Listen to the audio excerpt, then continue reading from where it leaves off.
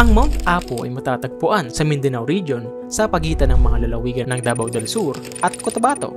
Ito ay ang pinakamataas na bundok sa Pilipinas na may taas na umaabot ng halos 3,000 metro. Ito rin ay tahanan ng iba't ibang uri ng hayop at isa na rito ang ating pambansang ibon, ang Philippine Eagle.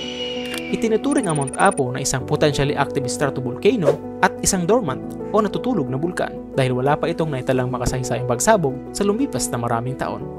Ngunit mayroong ilang ulat na nagsasabi na ito ay sumabog noong 1640s.